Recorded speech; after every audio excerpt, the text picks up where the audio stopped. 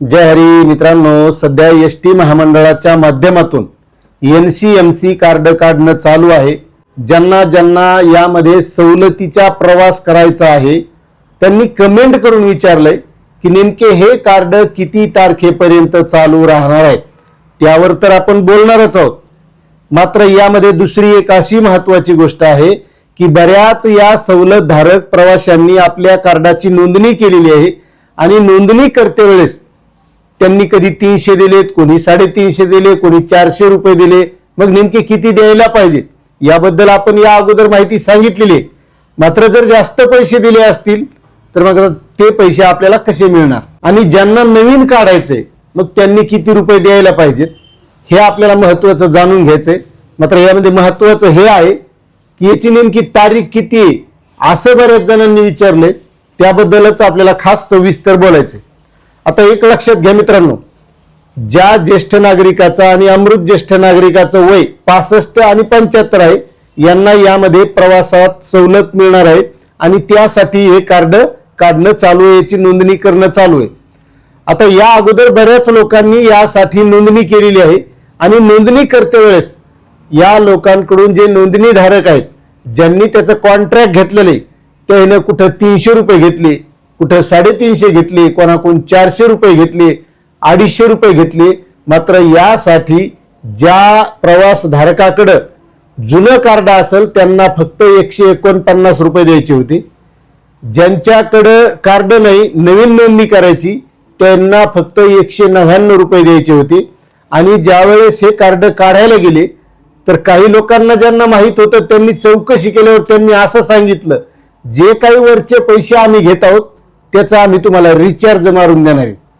मग आता ज्यावेळेस आपलं कार्ड येईल का त्यावेळेस आपण ते चेक करायचं त्याच्यात रिचार्ज आहे का आणि नसेल तर करून घ्यायचं।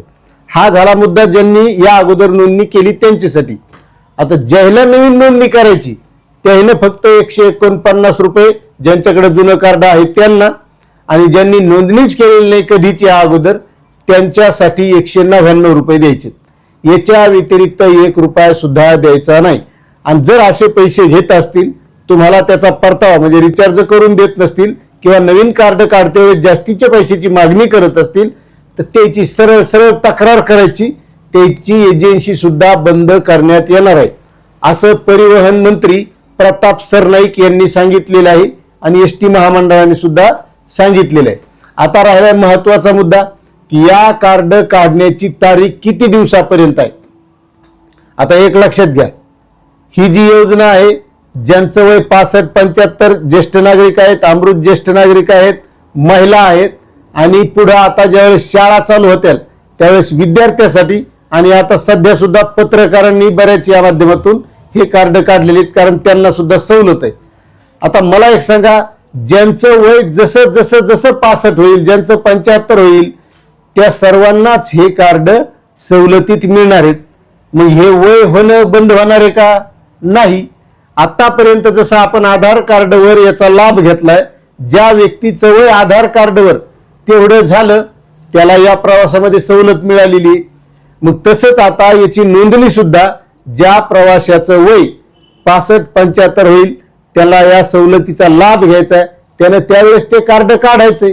अशी ही सोपी गोष्ट आहे। आता हे चालू करण्याचा काय उद्देश होता की बरेच प्रवासी हे त्यांचं वय झालेलं नसलं तरी आधार कार्डवर बदल करून प्रवास करत होते, म्हणून हे ऑनलाईन पद्धतीचं आणलेले, त्याच्यामुळे हे काही बंद पडणार नाही आणि काहीच नाही। आणि महत्त्वाचं आणखीही याची कंपल्सरी म्हणजे बंधनकारक केलेलं नाही, त्यामुळे आपल्या वेळेप्रमाणे आपण हे काढून घ्यायचे। मात्र मी सांगितलं त्याप्रमाणे याचे पैसे द्यायचे। तुम्हाला माहिती कशी वाटली हे नक्कीच कमेंट करा। चॅनलवर नवीन असाल तर सबस्क्राईब करा। धन्यवाद।